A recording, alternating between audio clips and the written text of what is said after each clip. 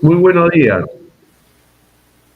Hoy sábado 17 de septiembre del 2022, en nuestro programa Encuentro Económico del Colegio de Economistas de Lima a través de su canal YouTube, nos complace y es un honor tenerla desde México a la doctora Guillermina María Eugenia Baena Paz, en la que vamos a tratar el tema la perspectiva gubernamental y su responsabilidad educativa, esquemas para la reflexión. Creo que en realidad es un avance de este espacio, ¿no? En que tratamos temas de economía, de desarrollo. También los economistas no pueden estar ajenos al tema de lo que es la gobernabilidad de un país, la gobernanza, y más aún cuando hablamos de planeamiento y si somos más agresivos en cuanto a hacer prospectiva en América Latina, ¿no? Y el Caribe. Creo que es un reto país y más aún cuando se trata del Perú, que existe una serie de debilidades del sistema de planeamiento y prospectiva.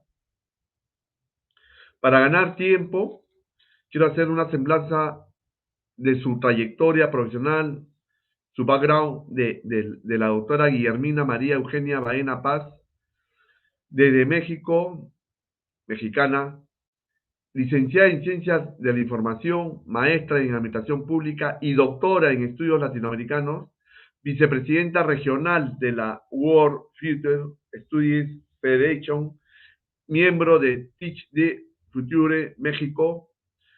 Desde 1968 ¿no? Ejerce la docencia en la Universidad Nacional UNAM y diversas instituciones educativas. Ha publicado más de 50 libros impresos y digitales. Coordina, ¿no? En el Seminario de Estudios Prospectivos, es coordinadora, disculpen, en el Seminario de Estudios Prospectivos UNAM desde el 2003. Ha dado cursos especiales y elaborado estudios prospectivos para diferentes instituciones y países. Dirigió la revista IAPEN del Instituto de Administración Pública del Estado de México. La WFSF le otorgó el reconocimiento como mujer futurista sobresaliente en el año 2016. También la UNAM le ha entregado el premio Sor Juana Inés de la Cruz. Ha hecho una serie de trabajos prospectivos, ¿no? En Mendoza, Argentina, y se le hizo un homenaje por su contribución al desarrollo de la prospectiva mundial. Asimismo, también ha obtenido un reconocimiento del jefe de gobierno, ¿no? De la ciudad, ¿no? Federal de México, por su metodología con visión prospectiva en la construcción de políticas públicas para la infancia. Y también ha tenido un reconocimiento al mérito universitario por sus 50 años de labor académica otorgado por la UNAM. Creo que con su expertise de la doctora Guillermina María Eugenia Baena Paz es un éxito asegurado de las enseñanzas y de la, creo, lo más importante, de las herramientas, metodologías que nos va a sugerir para el caso peruano. Por otro lado, nos acompaña en el panel nuestro presidente del Comité Especializado de Planeamiento y Prospectiva, nuestro colega economista Henry Izquierdo Larrea, con una experiencia, ¿no? En cuanto a planeamiento, trabajo de planificación en una serie de instituciones del Estado, ministerios, instituciones de ámbito nacional, gobierno regional, ¿no? Conoce el trabajo de planeamiento en cuanto a las tres instancias de gobierno que existen en el Perú. De igual forma, también nuestra colega economista Mireya Ferrano Donofrio, vicepresidenta del COPECEL, Comité Especializado en Prospectiva y Planeamiento Estratégico del Colegio Economista de Lima, con un background en cuanto a experiencia en distintos sectores, ministerios, instituciones del Estado. Aparte de ello, es una especialista y consultora, ¿no? En cuanto a temas de planeamiento y de mejora continua de los procesos en que las instituciones públicas deben avanzar, ¿no? Y quien habla en calidad de decano del Colegio de Economistas de Lima, nos complace desarrollar este tema, no antes de hacer una pequeña introducción de los retos en cuanto a la planificación y prospectiva en el país. Si bien cierto, a través de una ley en el año 2005 se creó, entre comillas, el CEPLAN, ¿no? Sin embargo, su real funcionamiento, si no me equivoco, fue la ley 28522, sin embargo, entra en funcionamiento en el año 2008 con el decreto legislativo 1088 que deroga el anterior, ¿no? La anterior ley mencionada, y que fue realmente por una exigencia entre los requisitos para la firma del, ¿no? del Tratado de Libre Comercio con Estados Unidos, que exigía al Perú tener un organismo, un ente rector sobre el tema de planificación, ¿no? A fin de garantizar como todo sistema administrativo el mejor uso de los, ¿no? El mejor uso de los recursos públicos en favor de la población, pero también con objetivo de desarrollo, ¿no? Sin embargo, este organismo, denominado el Centro Nacional de Planeamiento Estratégico, CEPLAN, nació con ciertas debilidades, no solamente en su diseño organizacional, sino también que es un organismo de segundo nivel, que no tiene la autonomía, ¿no? Como tienen otros entes rectores de planeamiento en América Latina, por citar algunos casos, el de Colombia, que tuvo que pasar por 12 enmiendas constitucionales, el sistema de planificación, ¿no? De Brasil, que son territorios un poco parecidos al peruano por la diversidad, no solamente territorial, sino también de poblaciones, de diferentes etnias. Sin embargo, también es bueno tomar el ejemplo del sistema de planeamiento de Chile, que acorde a su territorio, a su población, le ha dado resultados, ¿no? Quizás muy distinta a la realidad al Perú, a Colombia, ¿no? A Brasil, propio México, que también es un país parecido al nuestro, con una diversidad territorial y de población con distintas raíces, etnias, ¿no? Entonces, creo que América Latina se puede enriquecer en esos procesos de planeamiento, que tanto pueden ser lecciones aprendidas y de ir avanzando con una serie de metodologías, ¿no? En el caso peruano, sí es momento de reflexionar y creo con la exposición de la doctora Guillermina, ¿no? Baena Paz va a ser fructífero de cómo ir avanzando, tanto en lo que es planeamiento con enfoque territorial, que es sumamente importante, con la construcción, ¿no? De una perspectiva en base a metodologías, no solamente para la construcción de escenarios, sino ver esas tendencias y cómo buscar ese quiebre para construir propuestas más integrales, ¿no? Más holísticas, con un enfoque de multidimensional, porque el desarrollo es multidimensional, multidisciplinario y en forma transversal, ¿no?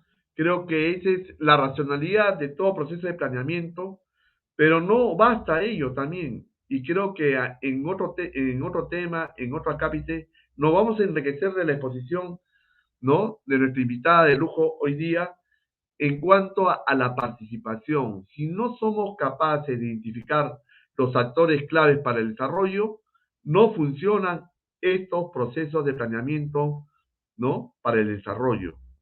Más aún cuando se trata de un plan estratégico de desarrollo nacional o regional o local.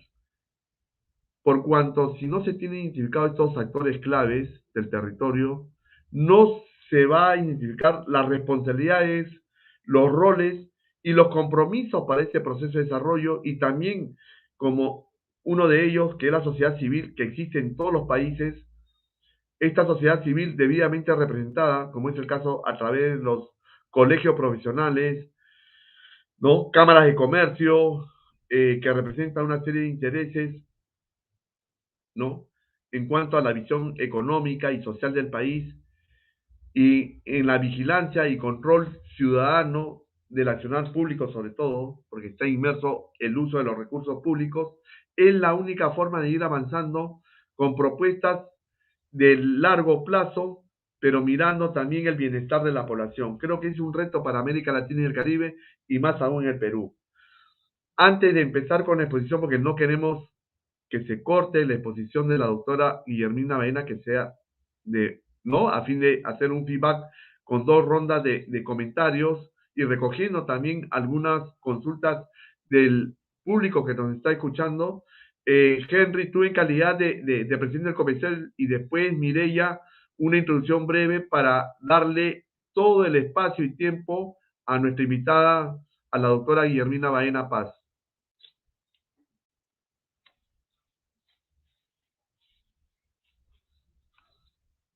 Tu micrófono, el micrófono, actívale, por favor.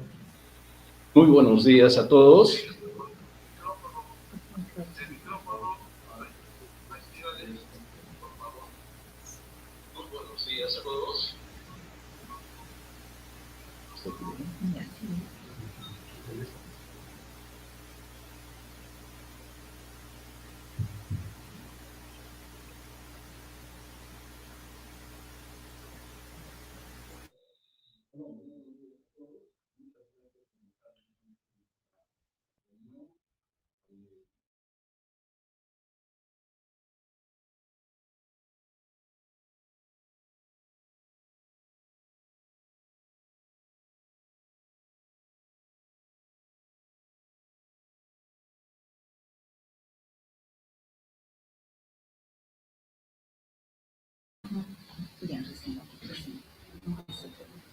Muy buenos días a todos. Teníamos un pequeño problema con el audio, pero ya estamos al aire. Es un placer para nosotros contar con la presencia de nuestros colegas, amigos y amigas de América Latina. Y veo nuestro amigo Lucio Henao de Colombia, varios colegas de México y de otros países, así como peruanos. Como es de conocimiento especializado, en el Perú también se inició los estudios de prospectiva hasta de maestría en la Universidad Nacional Mayor de San Marcos, y a partir de allí, bueno, se viene trabajando este tema en los diversos ámbitos del país, específicamente también en el Centro Nacional de Planeamiento Estratégico, conocido como CEPLAN, quien también nos auspicia este tipo de eventos. Quisiera dar la cordial bienvenida a la doctora Guillermina Baena, y con quien tuvimos oportunidad de reunirnos en varios eventos internacionales, entre ellos en 2019 en el Congreso Mundial de Prospectiva en México, donde la UNAM fue la anfitriona, y fue muy grato, y esperamos que esas actividades se retomen desde esta pandemia que ha afectado a todo el mundo y que no estaba muy claramente señalado en los estudios de prospectiva. Sin embargo, sí había algunos comentarios al respecto. Dejo a mi colega Mirela Ferrano para que haga unas palabras. Buenos días para todos, para todas las personas que nos están siguiendo, para la doctora Guillermina. Para nosotros es un placer tenerla como invitada especial. La doctora Guillermina, quiero comentarles, conduce el seminario permanente de prospectiva todos los viernes. Y es allí como he tenido de conocerla a través de Zoom, porque aún no tengo la suerte de poderla conocer personalmente. Sin embargo, ya a través de los seminarios que ella conduce y que se llevan a cabo todos los viernes como repetida, es que estamos acá, que ella ha tenido el honor de aceptar la invitación, ¿no? Es así también que cada viernes diferentes expertos en prospectiva, tales así como el doctor Lucio, que lo tenemos por acá, desde Colombia, el doctor Marco Vinicio, la doctora Mariana Torres, el doctor Alain Villanueva y el doctor Diego Coca, algunos mexicanos, bolivianos, colombianos, y todos ellos a través de estos meses nos han estado impartiendo enseñanzas muy interesantes en diferentes especialidades de prospectiva, ¿no? Y antes que se me pase, también quiero aprovechar estos momentos en saludar a todos nuestros amigos, hermanos mexicanos que han estado de aniversario, ¿no? Recientemente en sus 212 aniversarios patrios. Bueno, sin más preámbulo, cedo la palabra a la doctora Guillermina. Muchísimas gracias, muy buenos días a todos. Pues sin más preámbulo voy a hacer una presentación y me gustaría que pudiéramos tener una serie de interacciones importantes. ¿Se oye? ¿Se oye bien el audio? ¿Se oye? Sí. Ajá. Voy a compartir pantalla.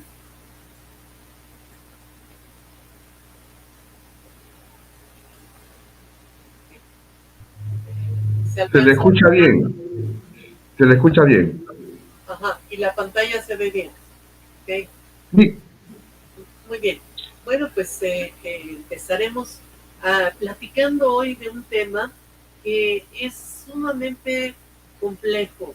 Es un tema donde la prospectiva se ha visto involucrada ya durante varios años y de alguna manera ha sido difícil su aplicación.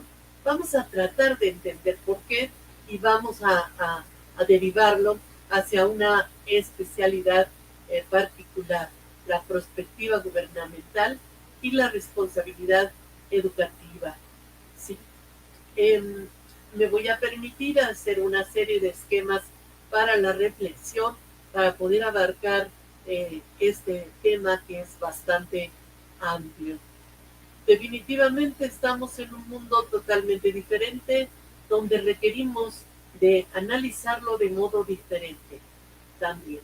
La visión prospectiva nos da estos elementos. Aquí un punto sumamente importante para poder entender por qué prospectiva. ¿Sí? En este mundo estamos entrando a un cono de incertidumbre donde ya nada de lo que se presenta pues tiene certeza de quedarse así y cuando cambia también ya nada es igual. Hemos vivido esto los últimos 3 años con gran intensidad. Un mundo de incertidumbre y de un conjunto de eventos inesperados que en términos prospectivos también se conocen como wild cards. ¿Sí? Muy bien. Bueno, ¿qué es entonces qué hace el quehacer? Tenemos que pensar entonces con visión de largo plazo, que parece una paradoja que ante situaciones que se nos presentan de manera inesperada, nosotros podamos pensar con largo plazo. Claro que sí. Y es cuando más se requiere este tipo de pensamiento. No solo con voluntad pasan las cosas, es con acción. ¿Sí? Claro, tenemos que tomar una acción ante el futuro. Por eso es que la prospectiva, ¿sí?, nos va a ayudar a entender que con acción hay que mantener una actitud proactiva ante el futuro, hacer que las cosas pasen, adelantarse a lo que pueda venir y tener un conjunto de estrategias a partir de diversos escenarios para construir el escenario más deseable. Esa es la visión prospectiva. La prospectiva se constituye en esas luces que penetran la incertidumbre, les llamamos tendencias, y que pueden enfrentar los eventos inesperados, ya que con anterioridad, con anticipación, podemos pensarlos, considerarlos, imaginarlos a través de las débiles señales que nos están marcando. Entonces, la prospectiva se comprendería de estos elementos, ¿sí? Es una ciencia social que, bueno, algunos todavía no quieren llamarle ciencia, pero tiene métodos, tiene técnicas, tiene libros, se estudia en escuelas y hay elementos suficientes para considerarla ciencia. Y tiene la característica de ser una visión holística que integra realidades múltiples. Por lo tanto, es un ejercicio multidisciplinario que está hecho por un pensamiento transversal. Ese pensamiento que no solo considera un elemento u otro, sino ve en su conjunto. Y la perspectiva tiene la característica de que ve desde lejos, o sea, desde el pasado, para entender el presente, qué es lo que está pasando ahora, por qué estamos así, aquí y ahora, y con ello ir hacia lo lejos, hacia construir futuros. Para esto en el presente tiene que ver en lo profundo. Tienen que hacer tres tipos de lecturas: lo visible, lo no visible y lo invisible. Y el futuro también se va a construir dos veces. Primero, el que yo construyo en la mente. ¿Cuál es el futuro que imagino, deseo y espero? Pero después hay que construirlo en la realidad cuando uno llega a la comunidad, al contexto, a traducirlo en lo social. Sí, el futuro se construye dos veces. En un primer momento retomamos esta idea de Edgar Ortegón. La metodología, dice, es un medio, no es un fin en sí mismo. La metodología prospectiva es participativa, no es mecánica. Esto es muy importante porque su valor social se mide en términos de empoderamiento. Es el segundo momento en que la perspectiva se construye. Y esto que es muy lindo de Edgar, que dice, es una herramienta para pensar. Entonces, ¿qué es lo que hace la perspectiva? Nos permite pensar al mundo en varias dimensiones.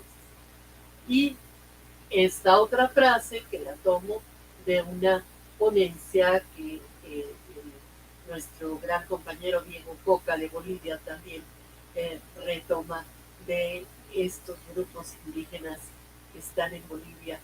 Somos todos y lo que nos rodea. Esta parte sí nos ayuda a entender al mundo en varias dimensiones. Tenemos que pensar en lo que no hemos reflexionado y desprendernos de los patrones conocidos, esos que solo van a un solo sitio, blanco y negro, o los que solo ven atrás, adelante, a los lados, pero sin mayor reflexión. Entonces nos invita a buscar patrones creativos, donde haya paradigmas que perciban al mundo en múltiples dimensiones, tercera dimensión o dimensión en redes totalmente conectadas. ¿Por qué? Bueno, me permito leer la diapositiva que me ha parecido muy simpática con respecto a la reflexión.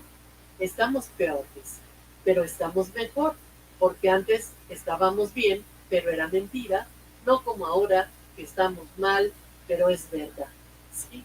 Esta situación, un poco en términos de ironía, nos está manifestando la complejidad en la que estamos viviendo, la complejidad que incluso la posverdad nos lleva con sus fake news y muchos elementos que nos han confundido si no tenemos claro que esto ha cambiado. Un elemento clave precisamente en la perspectiva es la diferencia entre problemas y ejercicio.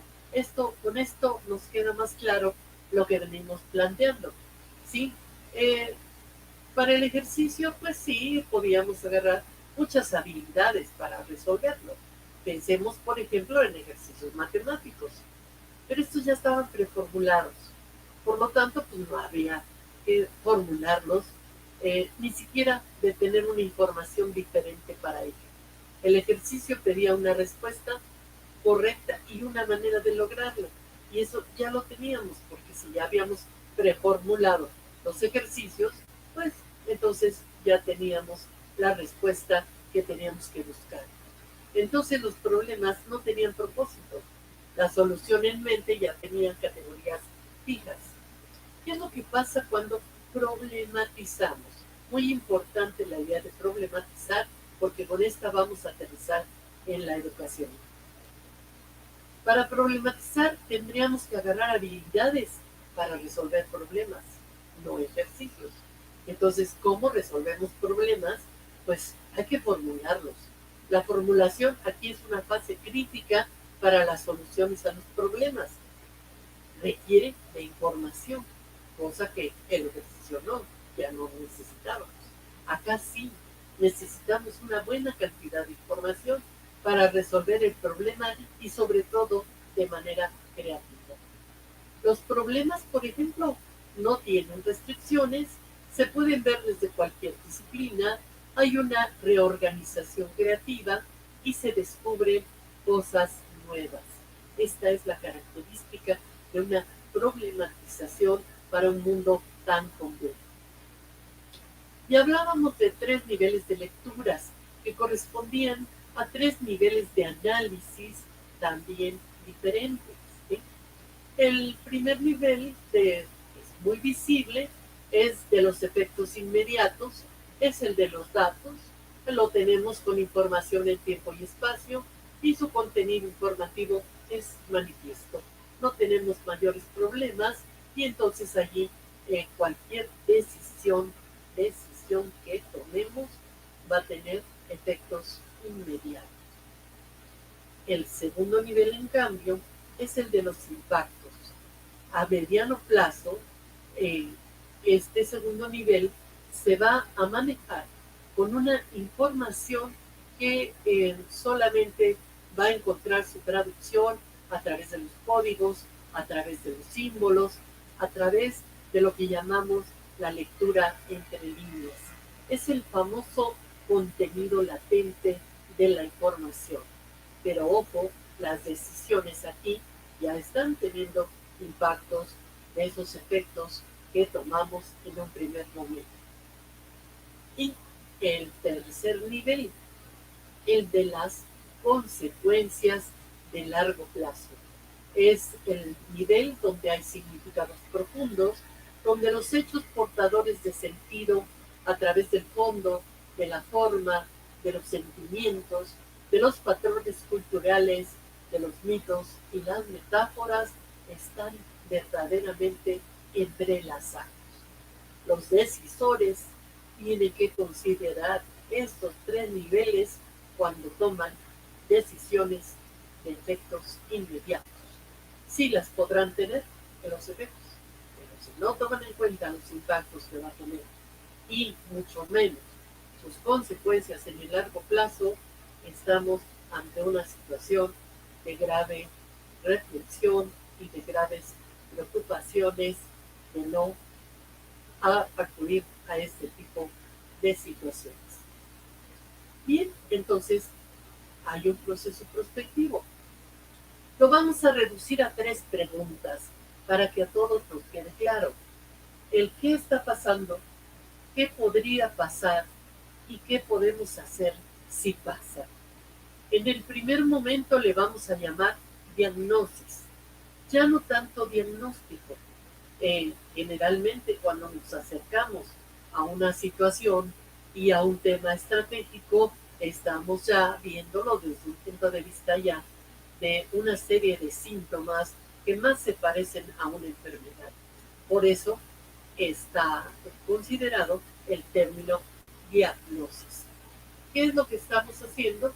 Que aquí, al revisar el tema estratégico que vamos a abordar, ya no es unidisciplinario. Por lo tanto, hay que tomar en cuenta las diversas variables del entorno, así como sus interacciones, lo que implica visualizar efectos, impactos y consecuencias de distinto orden, donde analizamos las implicaciones que se tendrían en los diferentes tiempos en que ocurriera nuestra reflexión y nuestra propuesta al tomar. En el segundo momento, la segunda pregunta es ¿qué escenarios podrían pasar? Hay elementos de información suficientes para poder elaborar distintos escenarios, con imágenes de futuro que podrían suceder. Podemos construir, si quieren, desde 2 hasta 8 escenarios diferentes. A través de las tecnologías se pueden construir hasta 300. Teníamos colegas que hacían más de 300 escenarios, pero finalmente decían, ¿para qué tanto? Si ya es demasiado tejido fino que no nos ayuda a entender un abanico de opciones para poder tomar mejores decisiones y enfrentar posibles futuros que pudieran venir. Posibles futuros. No puede ser, a lo mejor, un escenario no va a describir el único futuro que va a suceder. Entonces hay que hacer varios escenarios para ver qué posibles futuros pueden suceder. Pero no podemos quedarnos ahí. Los escenarios son medios, los medios no son fines, ¿sí? Entonces tenemos que actuar. La perspectiva siempre nos pide acción. Entonces, ¿con qué estrategias podríamos actuar? Cada estrategia, cada tiempo de ocurrencia es una estrategia diferente, ¿sí? Como ejemplo, 2 fechas significativas. El 2030 se cumplen los odds de la ONU, ¿sí? Y el 2050, ¿sí? En donde muchos pesimistas dicen que ya ni llegamos, ya estaremos en Marte, dicen otros. Toda estrategia es resultado de nuestra visión, metas, planes y acciones. Va a ser la planeación concreta en la realidad. La planeación prospectiva, estratégica, ya pensada. Y bueno, nada más como mención, frente a la incertidumbre que nos espera, tenemos que tomar en cuenta todos los posibles eventos inesperados y aquí un listado de cómo les han llamado diferentes futuristas, más o menos a estos futuros inesperados.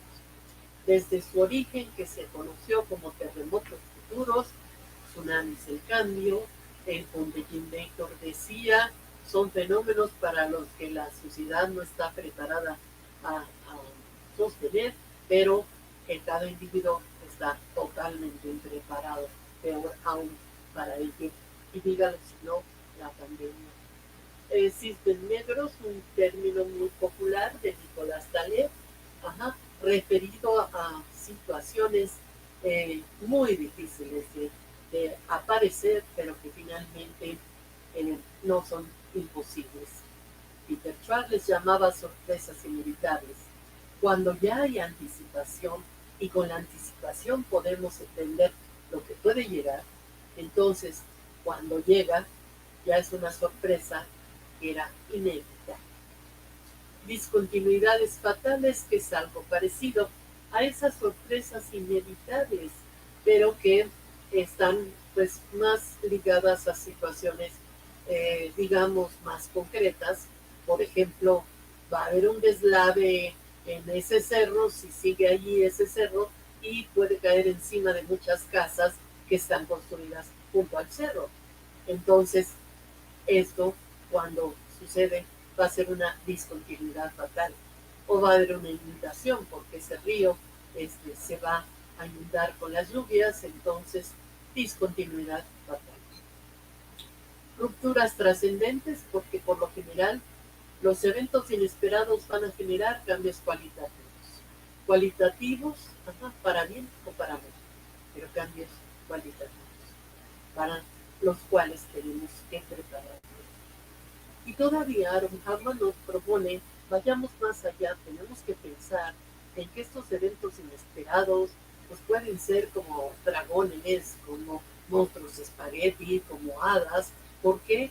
Porque podemos esperar lo que sea y hay que estar con imaginación creativa, atentos a lo que pudiera suceder.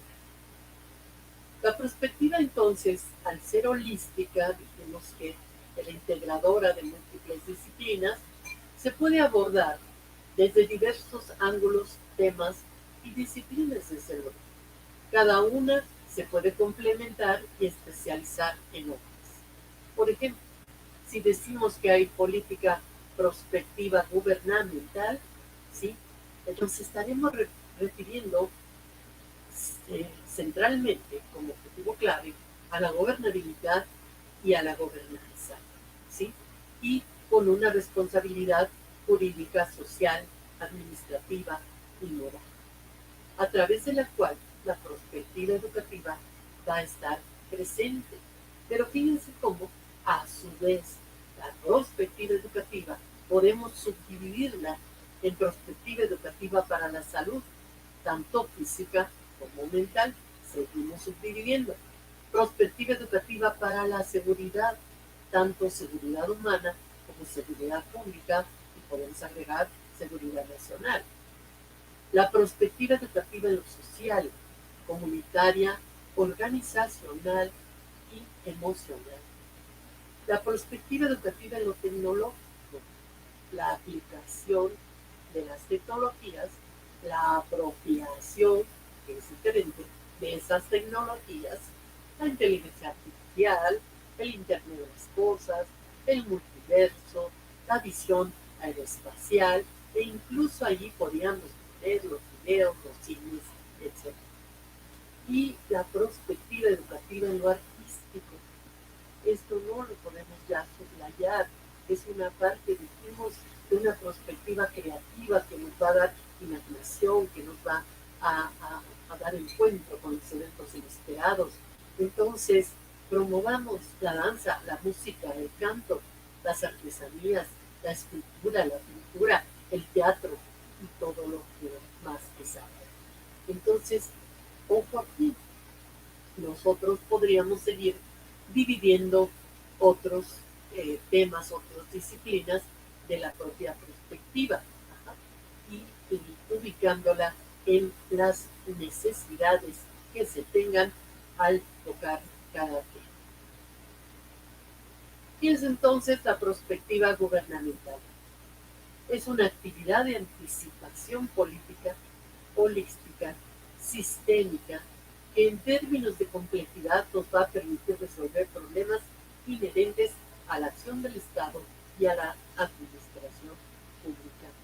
Para ello aplica métodos, técnicas y conocimientos científicos con visión de futuro conducentes al bienestar de sus ciudadanos, a elevar su calidad de vida en un proyecto claro del rumbo que el gobierno, como timón, debe conducir para lograr la gobernabilidad y promover la gobernanza.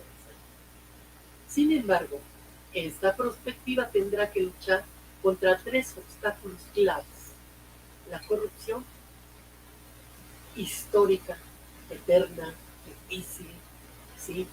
Hay quien dice que es imposible desterrarla, pero bueno, todo es posible.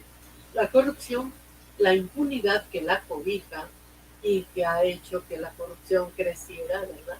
Con su propia cobija, esta impunidad, pero también la incompetencia que está ahí presente y que está impidiendo solucionar estos problemas. En una buena parte, la incompetencia nos está causando este tipo también de prolongación de los problemas. La lucha contra la corrupción es fundamental para gobernar, dado que abarca y está internalizada en las prioridades por atender. De lo contrario, sin planeación ni visión de largo plazo, no hay futuro posible. Los avances serían un precipicio en vez de ser soluciones a nuestras problemáticas. ¿Cómo construir esta perspectiva gubernamental? La información es prerequisito de la perspectiva.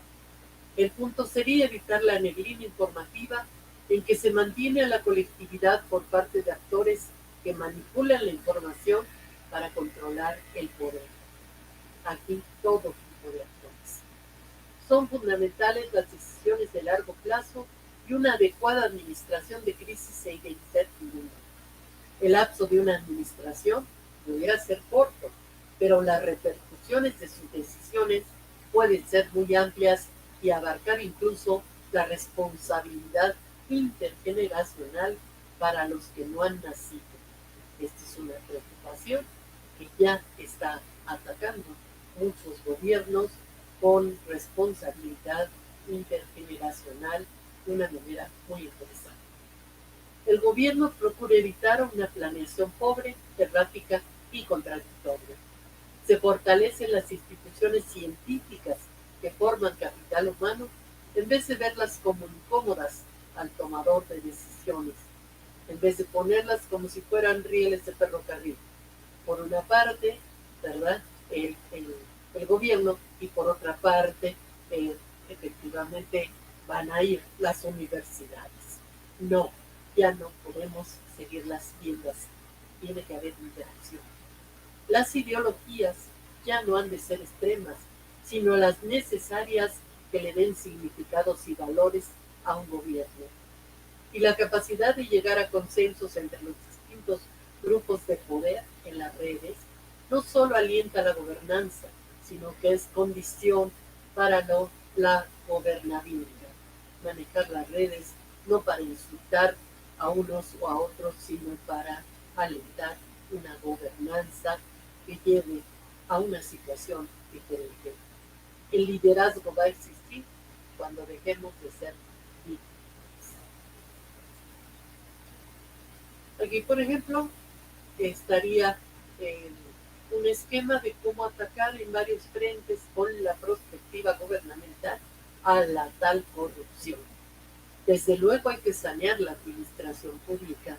Hay muchos elefantes blancos, hay mucho nepotismo, hay muchas perversiones ya en la administración pública, desde síndrome de la borrachera de poder hasta el de la ley de la piñata y bueno, muchas más. Hay que tener una anticipación política para administrar el cambio. Hay que fomentar una democracia anticipatoria. Hay que trabajar una normatividad, ¿sí?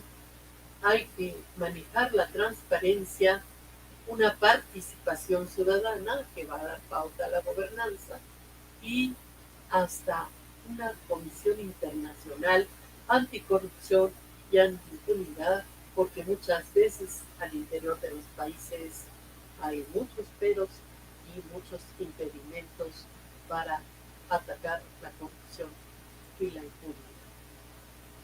¿O qué tal si hacemos una secretaría del futuro, donde haya una gestión estratégica de urgente conducción y coordinación, una necesidad de equilibrar gobernabilidad y gobernanza, una necesidad de reinventar el gobierno, integrar un grupo de think tanks asesores, ¿verdad?, de gobiernos que son los que tienen tiempo de pensar y no estar dentro de lo que llamamos la licuadora de las decisiones, donde los servidores públicos tienen que resolver como si fuera departamento de bomberos los problemas.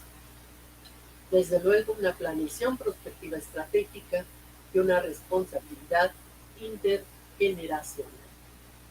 Simultáneamente, ahora el liderazgo tendrá que ser un liderazgo ético, un liderazgo que se va a llamar de alta lealtad, o sea, el entendimiento de la verdad sobre seres humanos y nuestra necesidad de significado.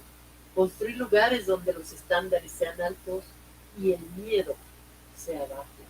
Ahora tenemos la desgracia donde los estándares son bajos y el miedo es terrible. Sin un compromiso fundamental con la verdad estamos perdidos. Si la gente no dice la verdad, un sistema basado en el Estado de Derecho tiende a disolverse. Si los líderes no dicen la verdad o no quieren oír la verdad de otro, no podrán tomar buenas decisiones ni mejorar a sí mismos y menos inspirar confianza entre sus seguidores, afirma James Comey. Los valores fundamentales serán la verdad, la integridad, el respeto y la tolerancia. Estos son valores que integran el alta lealtad y que identifica la confianza entre las mentiras. Esto es el liderazgo ético.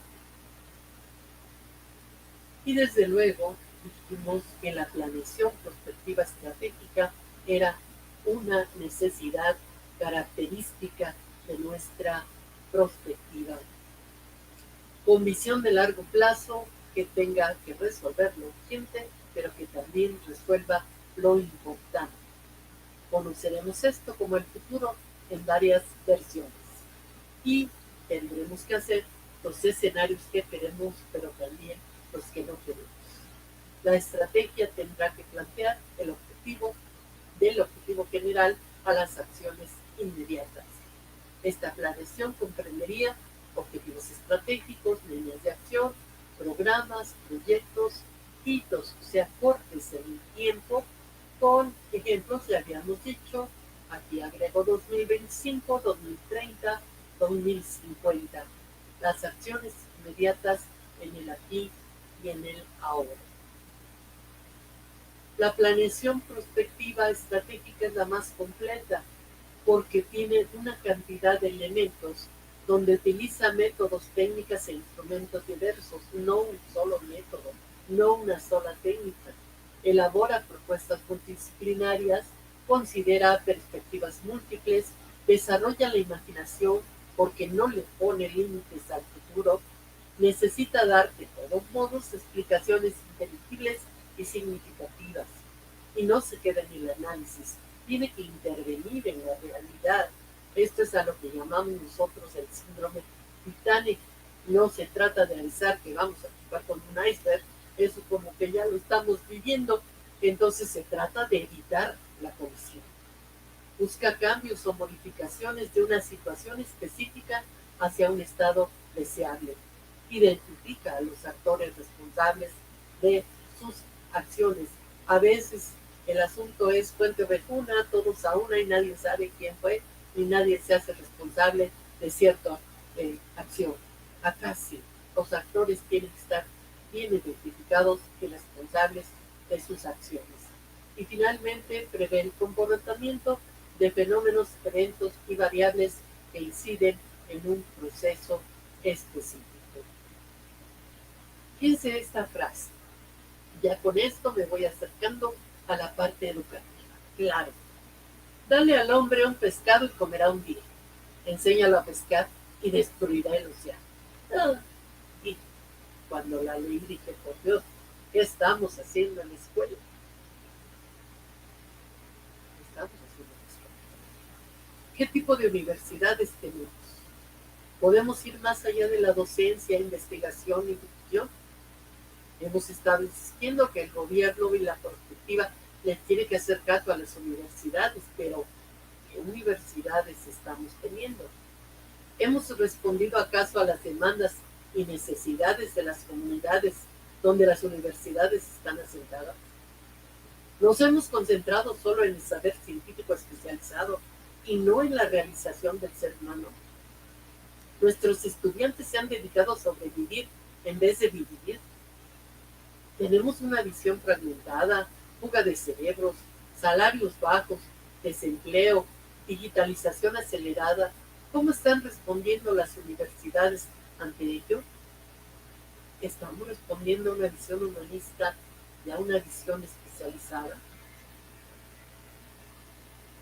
Entre las metas del milenio, la UNESCO en el 2015 decía, ahora se necesitan habilidades para la vida colectivas y solidarias, como elementos que buscan el bien común y la transformación social.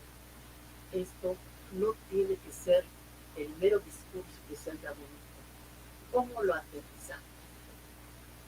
Por ejemplo, ¿qué tal esta filosofía de un modelo educativo donde se enseña a pensar no más rápido que la inteligencia artificial porque ya va muy volada, donde se enseña a sentir el cuerpo y alma y donde se enseña a vivir la felicidad como camino y como meta?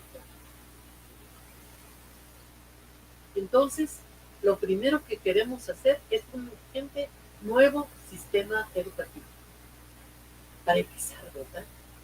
Tiene que ser profesionalizante, desarrollar capacidades anticipatorias que eviten sufrimientos anticipados. Y aquí parece solo frase, pero cuántas veces, más que anticiparnos y dar propuestas a lo que puede pasar, estamos sufriendo anticipadamente y no damos propuestas, quedamos ahí. Luego, que aplique la visión prospectiva, estratégica. El comentario. Agradezco a Lucio su comentario, nos quiere mucho, pero no sé, le pregunto al colega que me está ayudando con la parte técnica si podríamos. Gracias. Perdón, es que estaba ya viendo. Que aplique la visión estratégica para atender al mismo tiempo lo urgente y lo importante, que permita la adopción y adaptación de conocimientos como nueva metodología de pensamiento transversal. Recuerden que generalmente el pensamiento científico se desarrollaba hacia una sola disciplina, entonces veía biología, matemática, gramática, todo fragmentado. El pensamiento transversal ve situaciones, hace hipótesis, construye leyes, pero viendo en general. Por eso es muy importante la adopción y adaptación de conocimientos. Esta metodología es fundamental, sobre todo para la situación de conocimientos que ni siquiera sabemos ya cuáles van a ser en el futuro y a qué velocidad la tecnología nos está presentando, por ejemplo. Que tenga visiones globales que permitan vislumbrar diseños sociotécnicos en vez de solamente tecnologías de la información y de la comunicación. Que recupere valores como la solidaridad, el apoyo mutuo, el respeto, la no violencia, la paz, la seguridad, valores universales, desde luego. Que no pierda su identidad cultural, ancestral, las tradiciones y las costumbres. Que sea tan humilde para integrar la sabiduría colectiva en una convergencia de saberes. ¿Sí? Mucho tiempo hemos menospreciado todo lo que no era conocimiento científico. Qué gran error. Que transfiera las realizaciones humanas a las próximas generaciones.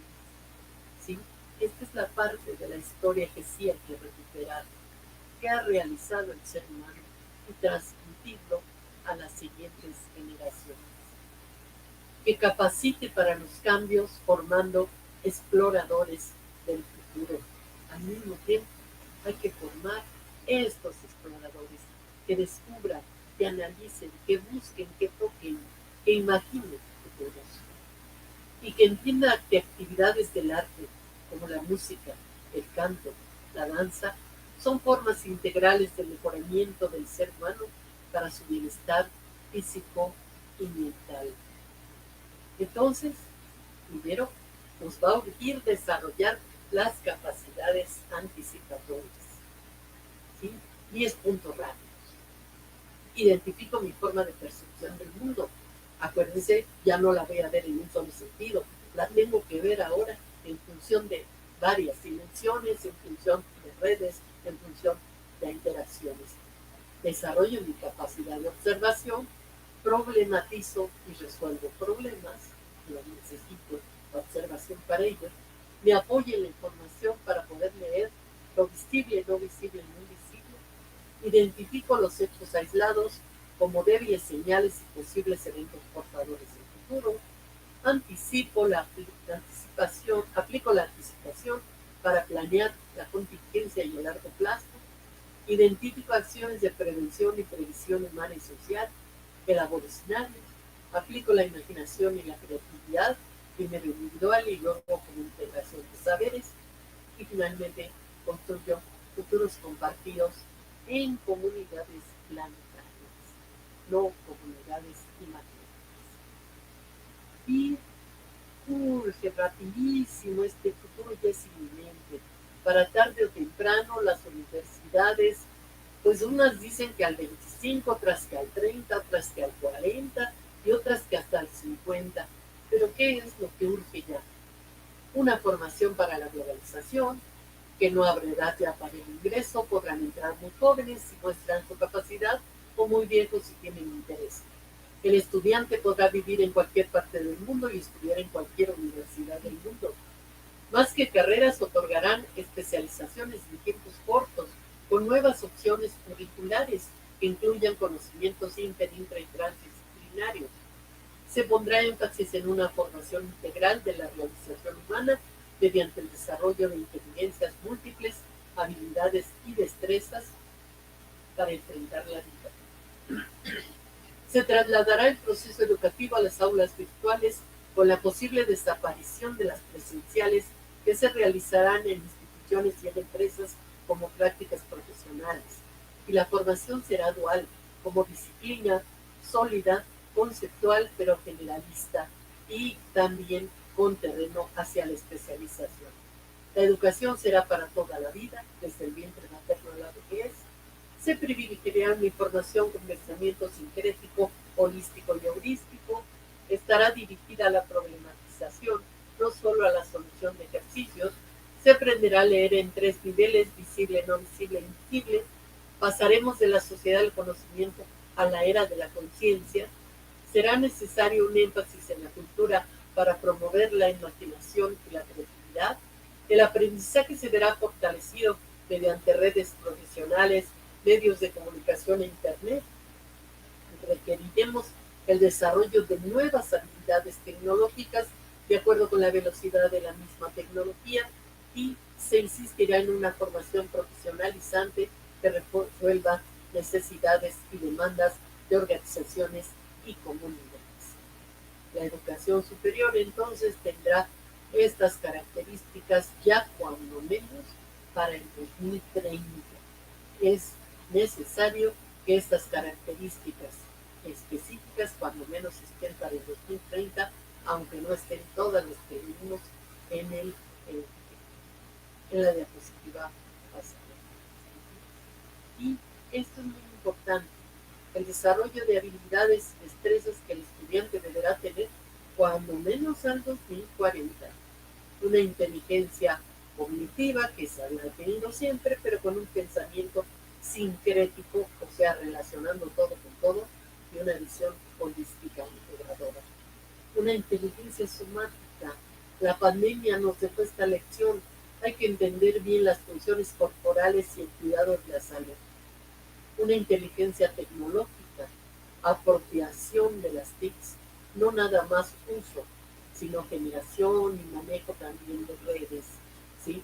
Otra lección que aceleró la pandemia, una inteligencia social con procesos de adopción y adaptación de conocimientos, una inteligencia emocional que nos lleve a trabajar la seguridad humana, una inteligencia creativa con imaginación, artes, cultura, heurística, la cultura del descubrimiento, y una inteligencia anticipatoria con planeación, prospectiva, estratégica.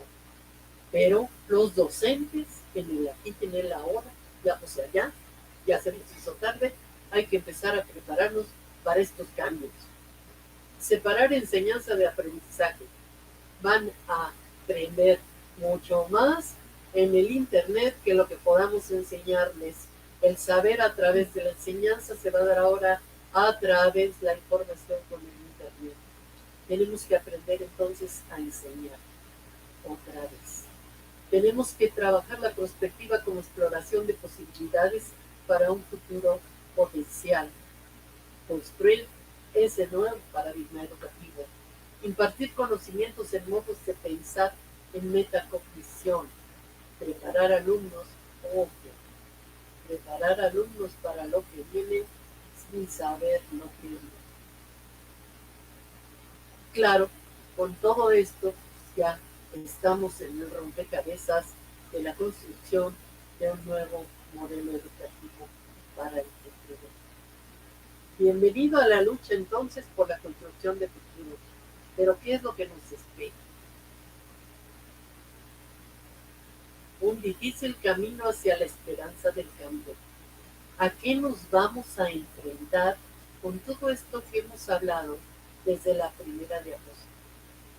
Primero, a preguntarnos por qué se caen los esfuerzos prospectivos, por qué no han podido prosperar tantos que se han hecho. Pero ha sido un modelo de esfuerzos prospectivos. Entonces, se han caído algunos esfuerzos. Bueno, primero porque el cielo siempre se está cayendo, o sea, siempre hay urgencias, hay que apagar fuegos. Luego, se atora en la punta del iceberg, porque a veces solo se consideran las tendencias de lo que se ve. O bien, porque todos aman los métodos cuantitativos, pero hasta los CEOs de Silicon Valley dicen que nos dan una falsa sensación de seguridad. Y algunos interesados se quedan en su espacio dentro de programas o zonas de confort, a veces por ignorancia o por incompetencia. Y los impensados, que solo ven su paradigma personal y no cambian de actitud ni de forma de pensar. Los impensados son los que tienen estos paradigmas de los que hablábamos al principio, que solo se manejan en uno u otro sentido. Y frente a los tomadores de decisiones, ¿qué pasa? La perspectiva es un instrumento para tomar mejores decisiones dentro de un proceso político y por lo tanto conflictivo y complejo. La perspectiva en el marco de los planes de desarrollo dejó de ser estratégica, es retórica. Se confundieron los roles y la mirada de largo plazo, o sea, no ha constituido un esfuerzo colectivo articulado. Piezas sueltas sin voluntad política no construyen futuro. Estas son planteamientos de Rodegón que son determinantes. Pero ya estoy terminando para que sepamos. ¿Qué tal si pensamos en igual aquellos que hicieron la teoría de las catástrofes? Esa que surgió como nueva forma de pensar en el cambio. Por 300 años, los principios matemáticos solo habían analizado el cambio suave, continuo y cuantitativo.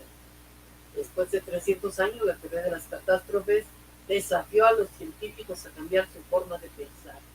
Se volvió un lenguaje creado para describir el otro tipo de cambio. Decían, es que hay que describir el cambio cualitativo, porque el universo es más extraño de lo que se puede imaginar. Por lo tanto, ahí abrieron una brecha entre lo que se observaba y lo que se podía explicar. De allí, la física clásica pasó a ser física cuántica, relatividad, materia y espacio corto. Y señalaban también que para la psicología y las ciencias sociales, las predicciones cuantitativas eran un sueño remoto. La lección de la teoría de las catástrofes es: una cosa es lo que observamos y otra lo que nos podemos explicar. Para esto último, la perspectiva nos ayuda. Cassandra, ¿recuerdan ustedes? La sacerdotisa troyana del mito griego tenía el don de la predicción. Apolo le dejó el don de vaticinar situaciones futuras, pero la maldijo para que nadie le creyera al contar dichas visiones. Entre otros hechos, avisó sobre los guerreros griegos que se escondían en el caballo de Troya. Esas trágicas profecías que nadie le hizo caso fueron objeto de burlas y risas y le valieron insultos. Se referían a la muerte de su familia y a la destrucción de Troya. Oh, el odioso se los dije, pero nadie hizo caso. ¿Qué es lo peor que puede pasar? Una tragedia como la de Cassandra. Su drama nos enseña que el saber sin la credibilidad entraña impotencia y desesperación. Pocas cosas, diría Jesús Serrano, tan angustiosas que conocer el problema, sus causas y soluciones, pero no encontrar oídos dispuestos a escuchar lo que se sabe. A las puertas de la ciudad hay un caballo de madera. ¿Qué haremos con él? O tal vez, ¿será acaso como el mito de los cíclopes que vieron a Hades uno de sus ojos para saber el futuro? Pero a Hades solo les dijo cuándo morirían y quedaron con la angustia de saberlo y no poder hacer nada para evitarlo. Se trata entonces, más bien, de conocer siempre los caminos hacia dónde queremos ir. Tendremos que seguir insistiendo y volver nuestra piel como la del rinoceronte, hasta ser recibidos y comprendidos. Una vez esto, tenderemos el puente hacia el futuro como el del Golden Gate, tan fuerte que debe tener cimientos sólidos que le den estabilidad y longevidad, pero también tan flexible para adaptarse a los cambios, para que podamos ir desde donde estamos a donde queremos dirigirnos. Muchísimas gracias y les mando con todo cariño mis abrazos prospectivos porque están en el futuro y nunca van a terminar. Gracias.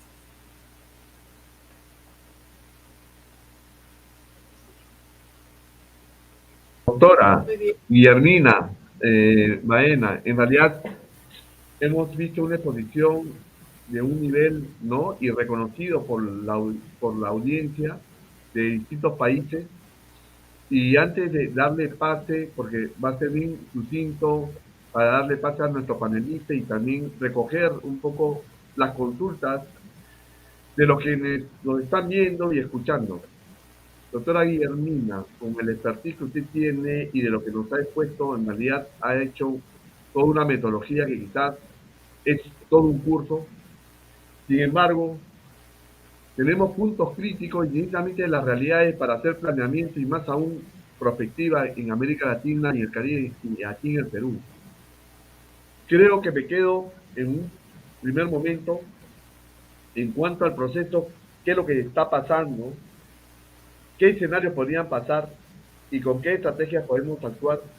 Creo que no hemos aprendido, ¿no? Y quisiera que un poco que nos precise con ese bagaje de conocimiento en cuanto al diagnóstico. Perdemos mucho tiempo en América Latina de hacer diagnósticos y al final no construimos lo más importante, ¿no?, que son las estrategias. Entonces nos quedamos mucho tiempo en analizar y es más, pecamos en datitis y no descubrimos herramientas en identificar, creo, el menor número de variables, pero que refleje en realidad, ¿no?, ese diagnóstico, como bien usted lo ha mencionado, en esa multidimensión que existe en la realidad, ¿no?, de ese enfoque multidimensional de la realidad para pasar, digamos, a construir ese futuro diferente que aspiramos en todos los países de América Latina y el Caribe, ¿no? Pero yo creo que por ahí comienzan las debilidades, ¿no?, de construir ese diagnóstico y lo más importante que también me quedo con su exposición en esta primera parte es la calidad de la información. Sin información no se va a poder dar, como usted bien lo ha mencionado, esa perspectiva gubernamental, porque no nos va a permitir, ¿no?, construir esas estrategias, no nos va a permitir hacer el seguimiento, la retroalimentación para mejorar esas estrategias en el tiempo y los roles que van a jugar los diferentes actores, ¿no?, tanto público, privado, sociedad civil, la academia es importante, sobre todo en países como América Latina y en el Perú, que muy poco apostamos por la innovación tecnológica. Y la innovación tecnológica se aplica en todas las dimensiones de desarrollo. Y creo que también usted nos va a poder también señalar un poco la ruta estratégica, siendo reiterativo, porque creo que también tenemos dificultades de definir esta ruta estratégica para el desarrollo del país, ¿no?, y ponernos de acuerdo. Otro tema, para darle pase también a nuestro panel, me quedo también sumamente,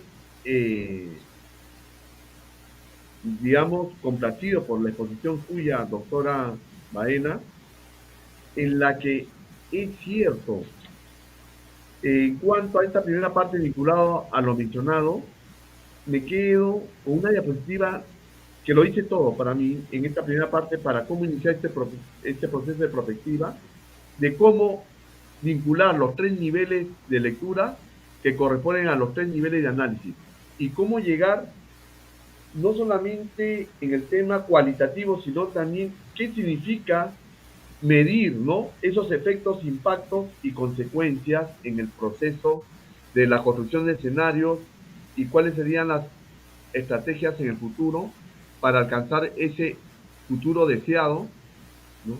En la que buscamos el bienestar integral de la población de nuestros países en América Latina, que también es un reto pendiente porque vemos mucha desigualdad, mucha irracionalidad en la distribución de la riqueza y lo más quizás lamentable, el desperdicio de recursos, más aún con la variable que usted bien mencionó, que es el tema de corrupción, que ha llegado a niveles sumamente altos en América Latina, que perjudica sobre todo a esa población vulnerable que no es atendida adecuadamente y que la mitad de realización con un mínimo de vida digna y de bienestar en el futuro. Nada más le hago esto de alcance, doctora, y dejo al panel. Estoy seguro que también le hará mención de una serie de comentarios sobre la exposición y qué es lo que aspiramos, ¿no?, en América Latina.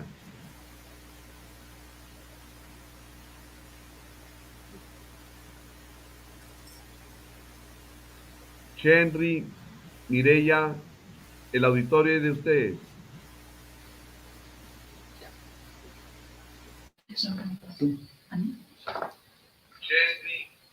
Mireya, el auditorio es de ustedes. Muchas gracias. Vamos a tener la participación de la colega Mirela Alzano Donofrio. Dice...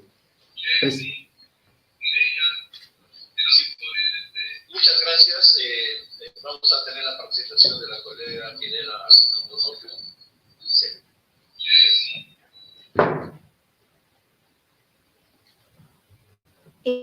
Excelente exposición, doctora. Nos ha dado una visión bastante amplia, holística, de lo que es la prospectiva.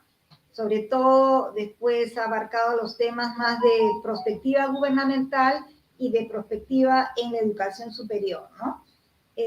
Sacando algunas pequeñas conclusiones, vemos pues que en cuanto a lo que es la prospectiva gubernamental, yo me quedo con el párrafo que usted bien dijo, que el lapso de una administración puede ser corto, pero las repercusiones de sus decisiones pueden ser muy amplias y abarcar incluso la responsabilidad intergeneracional para los que no han nacido, ¿no? Vemos como países miembros de la región que tenemos muchos problemas en común, ¿no? Y que muchas veces termina una gestión y bueno, no pasa nada, pero hay repercusiones que van a quedar hasta para futuras generaciones. Luego nos habla sobre las universidades. ¿Qué tipo de universidad tenemos actualmente? ¿Es adecuada para estos tiempos? Lo principal es enseñar a pensar, a sentir. Queremos un nuevo sistema educativo que crea conciencia, ¿no? Que recupere valores como la unidad, que no se pierdan las tradiciones.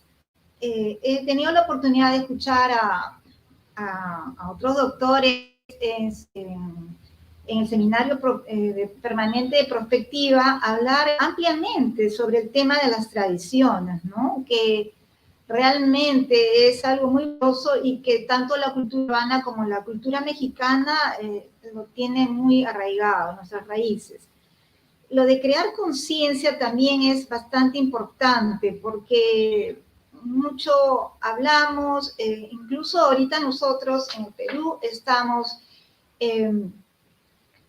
en época ya cerca de las elecciones para cambiar a presidentes de gobiernos regionales y alcaldes, y vemos pues de que muchos tocan temas estructurales, problemas que tenemos, pero sin embargo no pasa nada, ¿no? O sea, a la hora de lanzar las campañas se consideran los temas, pero sin embargo luego queda ahí nomás en el papel, ¿no? Entonces en realidad debemos crear conciencia, ya el tiempo se acaba y en muchos aspectos están repercutiendo a nuestra sociedad, ¿no? En el tema social, en el tema climático, en muchísimos temas, ¿no? Y también vemos pues de que en el tema de las perspectivas, que vemos, que profundizamos, tanto investigamos, pero como bien dijo un colega nuestro, también Jaime Tarazona, que seguido la investigación no sigue la inversión, ¿no? La inversión es hacer la acción. Entonces, muy poco, particularmente en nuestro país, se está haciendo en cuanto a las inversiones, ¿no? Dada la coyuntura, hay poca inversión privada y pública también, muy poco se está haciendo, ¿no? Y por último, vemos pues que la educación es para toda la vida y termino diciendo esta frase también suya, doctora, que me gustó, que debemos hacer que la perspectiva, ¿no?, tienda puentes hacia el futuro, ¿no? Tiene que ser, nos dice usted, como el Golden Gate, fuerte que debe tener cimientos sólidos que le den estabilidad y longevidad, pero también tan flexible para adaptarse a los cambios, para que puedas ir desde donde estás al punto a donde quieres dirigirte. Bueno, muchas gracias. Cedo la palabra a mi colega Henry Izquierdo. Gracias. Hemos asistido a una mirada holística de un tema tan complejo como la prospectiva, aplicada a la parte educativa, específicamente a nivel universitario.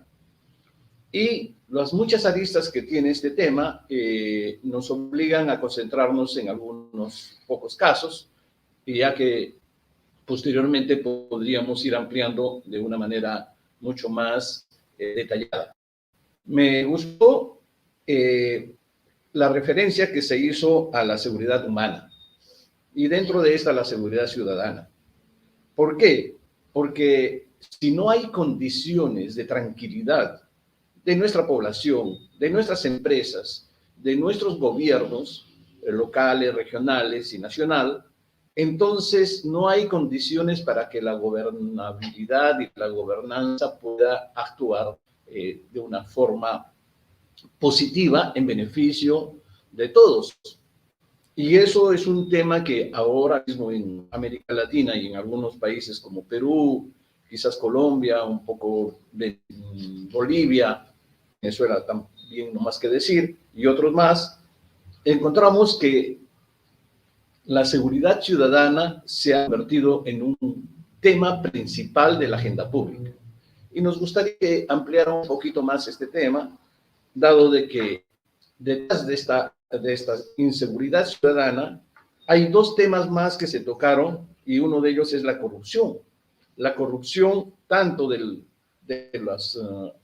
las empresas que a veces corrompen a gobernantes, pero también de gobernantes que utilizan el poder del sistema democrático.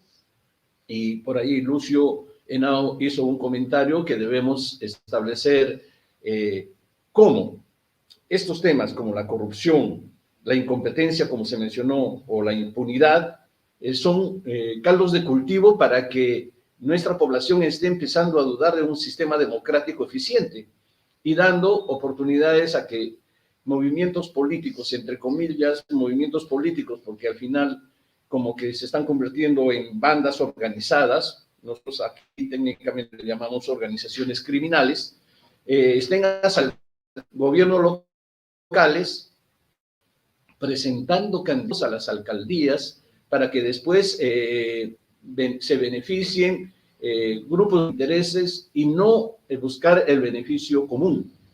Entonces, este tema fundamental, la perspectiva de mediano plazo, sí, de dos puntos focales de largo plazo, sería al 2030 y también al 2050, que básicamente análisis internacionales como los Objetivos de Desarrollo del Milenio, o también tenemos la perspectiva elaborada por Millennium Project al 2050, donde vemos que estos temas ya son megatendencias a nivel mundial. Entonces, me gustaría un poquito más que nos ampliara ese tema, y también en cuanto al sistema formal de planeamiento y perspectiva en el Perú. Habíamos mencionado que tenemos el CEPLAN, que orgullosamente ya ha presentado el Plan Estratégico de Desarrollo Nacional al 2050, seguramente en próximas ediciones vamos a analizar en detalle en otra sesión que vamos a tener. Y también ha formulado una serie de guías de políticas nacionales, guías de planes, y estamos formalmente trabajando esos temas de tal manera que la parte metodológica, digamos, está desarrollándose muy bien. Y en cuanto al rol, ¿qué tipo de universidades tenemos y necesitamos? Yo creo que aparte de la formación, la especialización y la empleabilidad que puedan tener los egresados de las universidades, hay otro tema que anteriormente se tocaba como proyección social, es decir, cómo la universidad se integra a la sociedad, pero también, y también lo mencionó mi colega, la integración con el sector empresarial. Es allí donde creo que tenemos grandes problemas para unir la academia con los aspectos productivos, económicos, financieros y tecnológicos del país, de nuestros países. Miren el caso, por ejemplo, de universidades europeas o norteamericanas. Las maestrías y los doctorados van asociados a becas. Creo que en América Latina, quien ya tiene trabajando este tipo de vinculación es Brasil. Pero en el resto de nuestros países no está tan articulada esa formación y especialización con las demandas que tiene el sector productivo.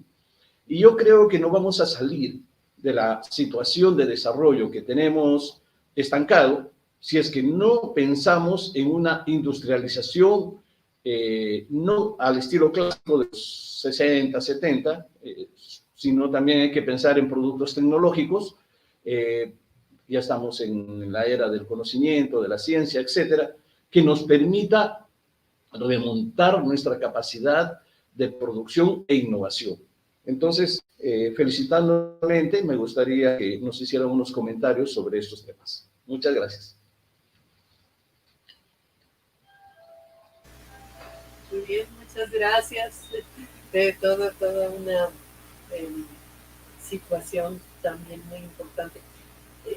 Yo empezaría, maestro Henry, por comentar, y ahí voy a tratar de integrar todos los comentarios generales, incluso el de nuestro querido Lucio, en función de que tenemos miles de fragmentos de futuros y no hemos tenido la capacidad de integrarlos, ¿sí? ¿Qué quiero decir con esto? Que tenemos muchas soluciones pensadas por diferentes lados, muchas posibilidades de tomar esas decisiones de manera adecuada. Sin embargo, ¿sí? No lo hemos hecho, ¿sí? Creo que aquí ahorita el gran reto es que podamos integrar esa cantidad de fragmentos del futuro para poder ir avanzando. El caso, por ejemplo, seguridad, ¿sí?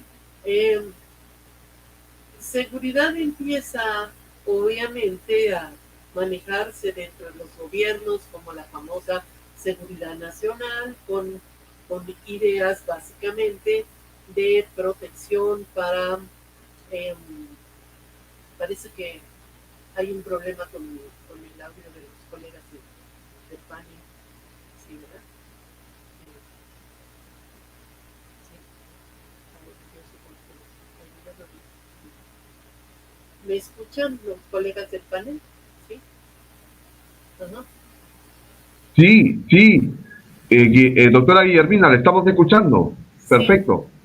Bueno, ok, gracias. Entonces, decíamos que empieza la idea de una seguridad para protección de territorios, una seguridad nacional, ¿sí? Que después al interior de los territorios se vuelve una seguridad pública para manejar pues, la protección al interior de las comunidades con diferentes, inclusive, objetivos, ¿sí? Una seguridad nacional es una seguridad más doctrinaria, en donde hay enemigos y hay que atacar al enemigo, ¿sí? Mientras que la seguridad pública es más persuasiva. Después, con el asunto pues, de la revolución, las guerras y todo, se empieza a hablar y la ONU empieza a preocuparse, concretamente el PNUD, en seguridad humana, ¿sí? En desplazados, abandonados, huérfanos, etcétera, que van dando la necesidad de una seguridad humana, una protección, ¿verdad?, donde la gente pueda también protegerse a sí misma porque las áreas de protección ya no pueden convivir. Entonces, no es suficiente. Y se empieza a hablar entonces de seguridad humana para que se pueda manejar con diferentes características. Toda la parte de seguridad humana es sumamente importante porque tiene que ver sobre todo con la cuestión de apoyarse en las urgencias, en los eventos inesperados ante lo que llaman riesgos, amenazas, vulnerabilidades, ¿verdad?, que se están presentando en todo momento con este nuevo mundo al que vivimos. Y obviamente dentro de estas amenazas pues se encontraron los eventos perturbadores, ¿verdad?, socioorganizativos, que les llamaron a estos eventos perturbadores socioorganizativos, que son los que empezaron a presentarse por producto, decían, del ser humano, entre ellos el crimen y luego esta cosa tan terrible que empezó a surgir con gran intensidad, que sería el crimen organizado, ¿sí?, y con todas sus bandas criminales.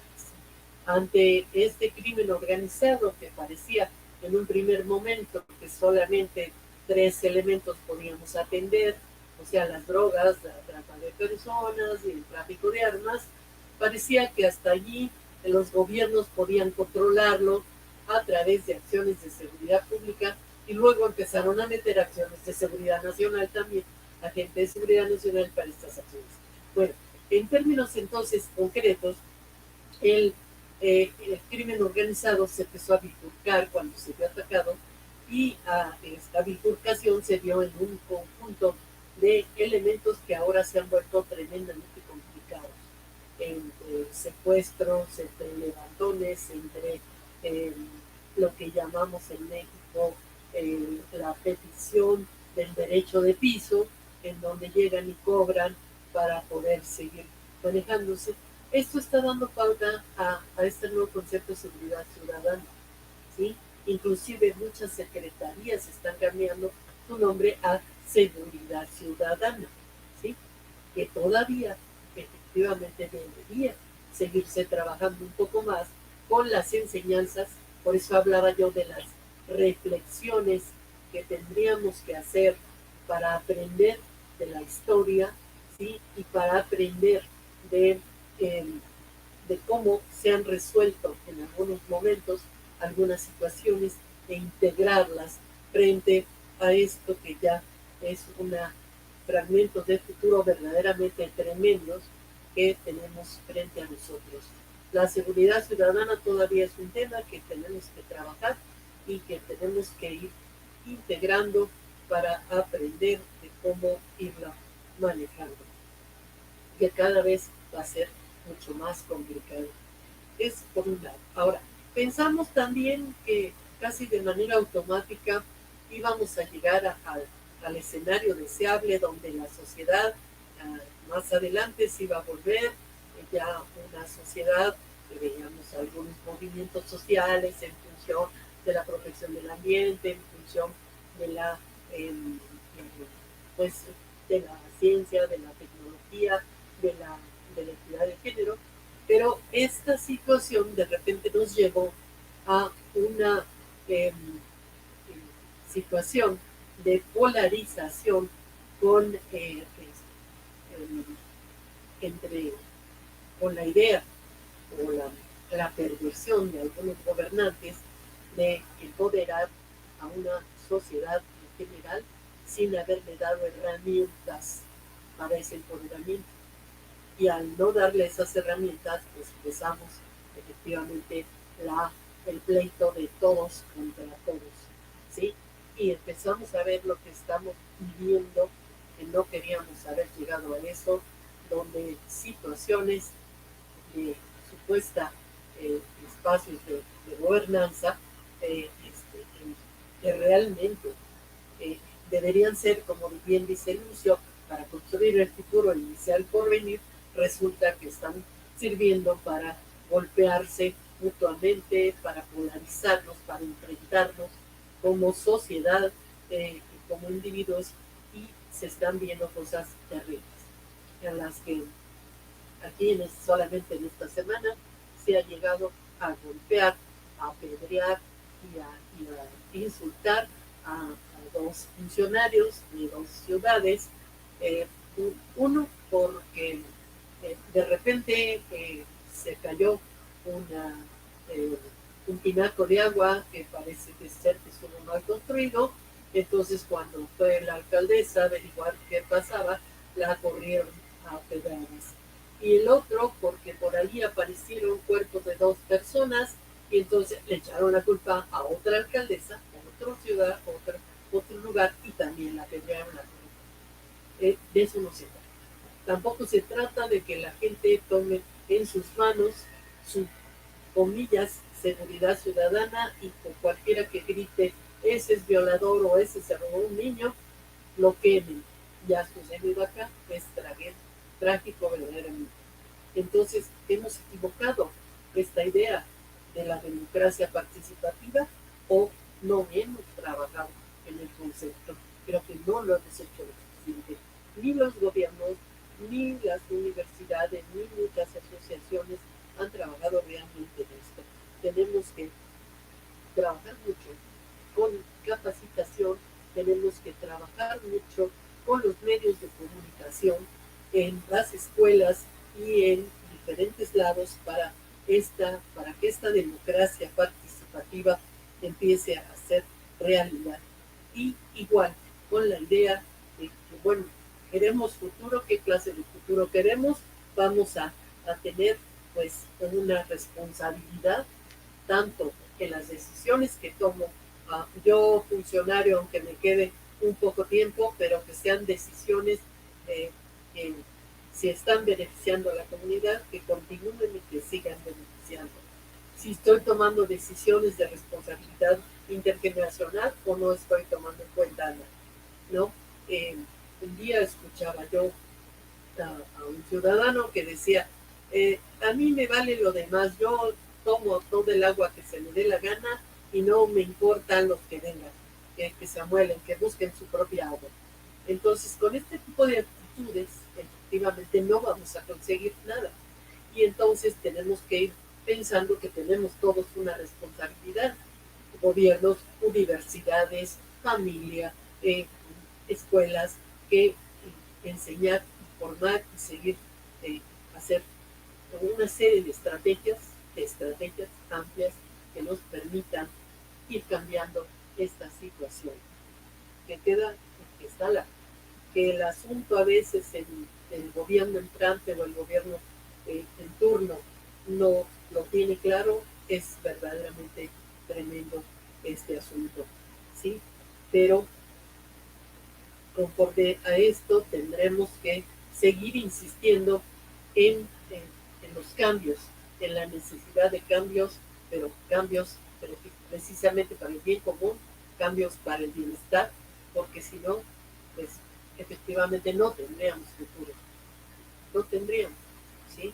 Nos quedaríamos a borde del precipicio si seguimos en esta situación donde estos fragmentos del futuro que ya están ahí, los tenemos que integrar y tenemos que tener clara nuestra ruta estratégica de hacia dónde hay que seguir, ¿sí? Insistir como organizaciones civiles, como organizaciones de profesionales, a los gobiernos, a las universidades, integrarnos entre todos en redes donde hay respuestas ya en muchos lados, ¿no? Y por eso decía yo, tener la suficiente pues, humildad para poder escuchar los saberes ancestrales, los saberes históricos, lo que nos permite direccionar futuros.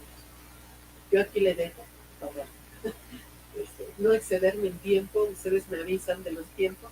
No, al contrario, doctora Guillermina, justo quisiera, antes de agradecer y en esta última parte, hacerle mención de algunas consultas, creo que ya le ha respondido, tanto a Lucio Henao, ¿no?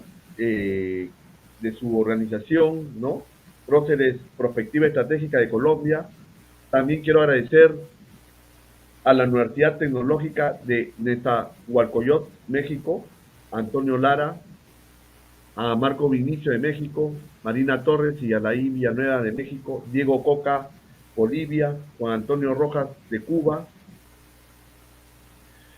Por otro lado, también a nuestro colega economista de nuestra orden profesional, a Jaime Tarazona, ¿no? Que ha hecho algunas preguntas vinculadas no solo que se necesita inversión, también se necesita un clima de confianza y lo más importante, ¿no? La seguridad ciudadana para un clima de inversiones que afecta también las actividades del sector privado y también al ciudadano de a pie en cuanto a seguridad, ¿no? Creo que también el tema de la inversión en innovación tecnológica es sumamente importante. Creo que en el caso peruano invertimos muy poco, pero sí quisiera hacer mención acerca de la exposición en cuanto a los elementos para la construcción del modelo educativo para el futuro. En el caso peruano, la brecha es terrible en cuanto a cobertura y también calidad de la enseñanza. Doctora, describo en un minuto. La última reforma en cuanto a educación, y hablamos de educación pública, es donde uno le da oportunidades a todos los peruanos, porque muchos de los peruanos no tienen posibilidades de formarse en todos los niveles en centros privados, ¿no? Esa es la realidad del país. Esta reforma se hizo prácticamente, ya estamos bordeando los 80 años, lo hizo el presidente Manuel A. Odría, si bien cierto fue en una época de dictadura, pero hizo una serie de reformas en lo educativo, en el tema de salud, construyó lo que le llamábamos en esa época las grandes unidades escolares con una infraestructura de primer nivel para el tema de laboratorios, aulas bien adecuadas, centros o campos deportivos también, ¿no? Y donde salieron muchas generaciones de profesionales, militares, deportistas, pero fue, digamos, una reforma que se mantuvo incluso hasta los 80 y comenzando los 90, ¿no? Asumiendo ese deterioro de infraestructura, la debilidad del docente, que usted también lo ha tocado perfectamente, el tema curricular. Pero lo más lamentable es que cuando uno forma el recurso humano del país, tiene que estar abordando también la conexión de este recurso humano con su territorio. En el Perú, el 70% de la población vive en la costa, donde están las ciudades urbanas, entre comillas, más modernas, con todos sus contrastes. Sin embargo, es donde se tiene menos riqueza en el país. Donde existe mayor riqueza es en la sierra y en la selva, indistintamente si son recursos extractivos, recursos naturales, como el recurso forestal que está en toda esta parte de la Amazonía peruana, que es sumamente importante, ¿no? Por citar algunos recursos, el recurso mar, ¿no? Que no hemos sabido también utilizarlo para el desarrollo. Tenemos 3.000 kilómetros de litoral, sin embargo, es mínimo para el beneficio de la población, tanto en temas de alimentación como temas de recreación. No lo tenemos, lo desperdiciamos. ¿Y cuál es el tema? Que no hemos formado el recurso humano para retos de desarrollo y que puedan realizarse en sus departamentos, provincias. Esa es la realidad que tiene el Perú. Es decir, no hemos sabido planificar el territorio, y lo que usted bien ha dicho cuando ha tocado el tema de gobernabilidad, gobernanza, ¿no? Y es de esa democracia participativa, de que en donde existe más riqueza, usted va a la sierra donde se incrementa la altura, va a encontrar solamente población de ancianos, de avanzada edad y niños, bien niños. Los demás han migrado a ciudades de la costa y sobre todo a Lima, ¿no? Entonces, creo que esa es la realidad que tenemos porque no hemos sabido planificar el territorio, no hemos aprendido ni siquiera a hacer planeamiento estratégico con enfoque territorial y menos prospectiva, ¿no?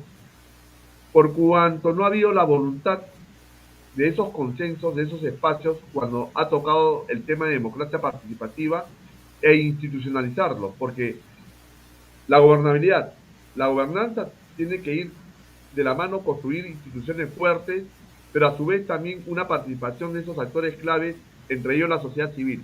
Si la sociedad civil no asume retos importantes y roles de responsabilidad, como es el caso de los colegios profesionales, las cámaras que representan a una serie de organizaciones, a los gremios incluso sindicales que representan a los trabajadores, para espacios incluso de que se habla en cuanto no al empleo formal y a la productividad, porque la productividad es uno de los factores sumamente importantes para la competitividad país, porque si no formamos un recurso humano acorde a esos retos, no vamos a poder aspirar a niveles de competitividad como tienen otros países.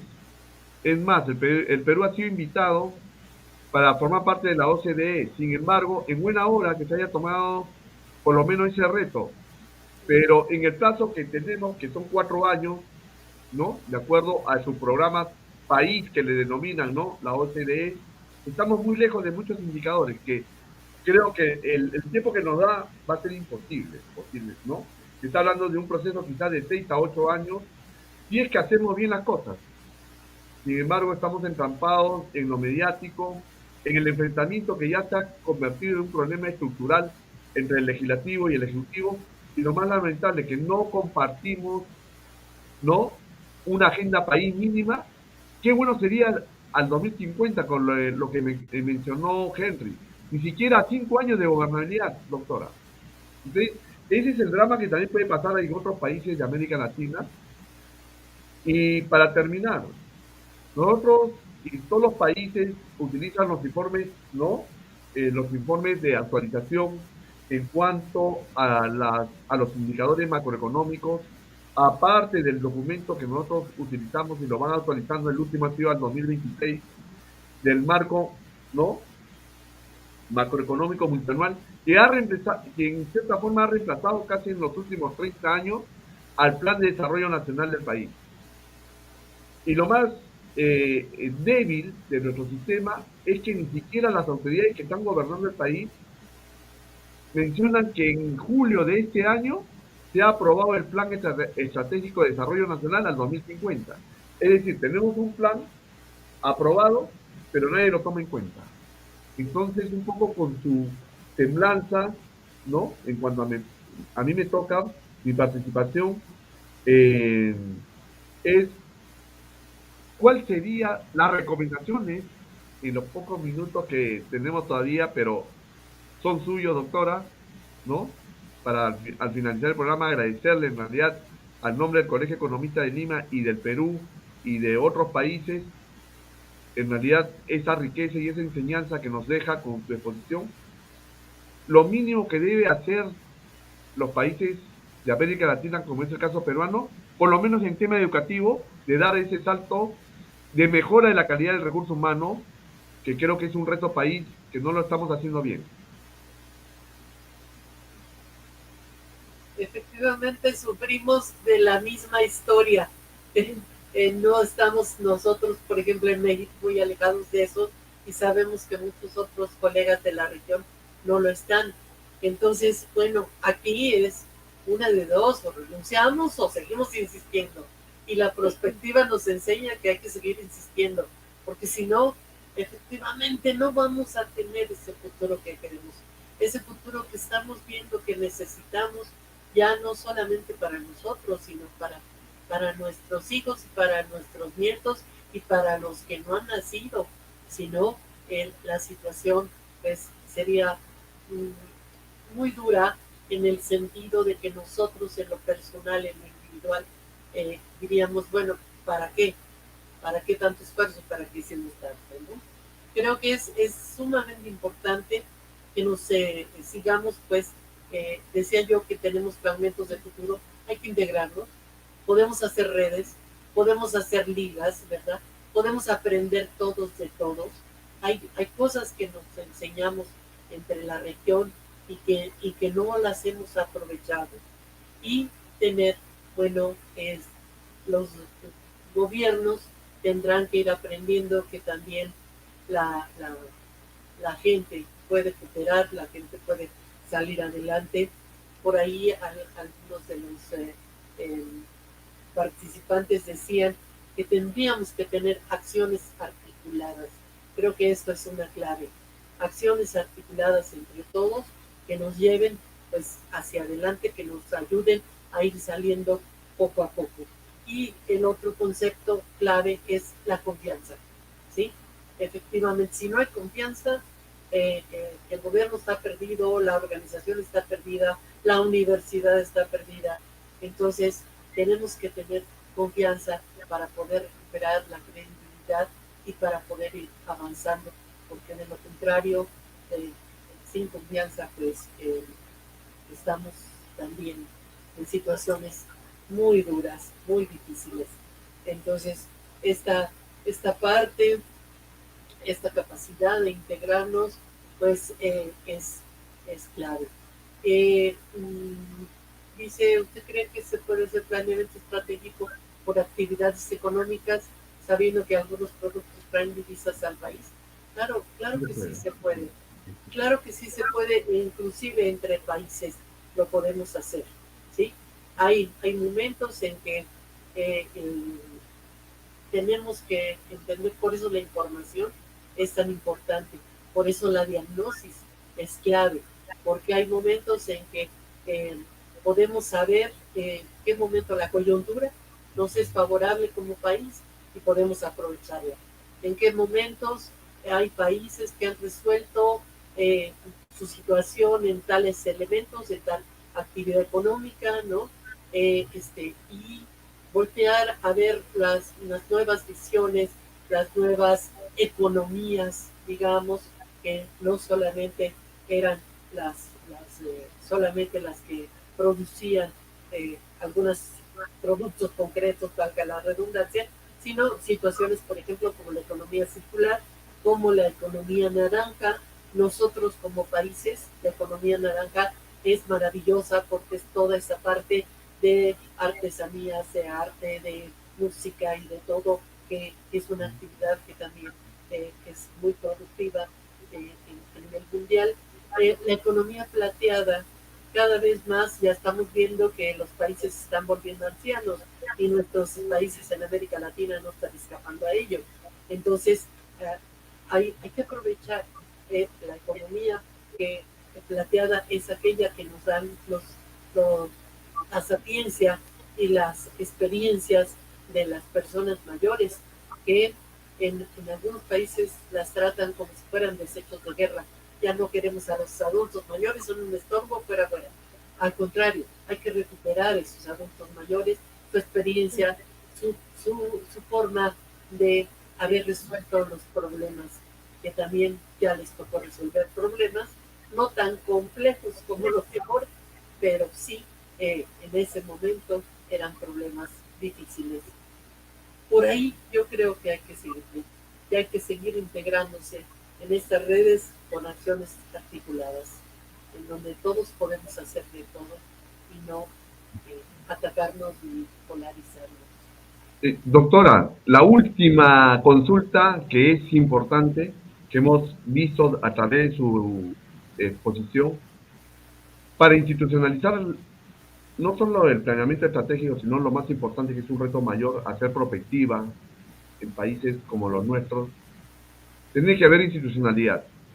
Y en esa institucionalidad tiene que haber un organismo fuerte que debe ser manejado con política de Estado, indistintamente de los gobiernos de turno que tengan nuestros países.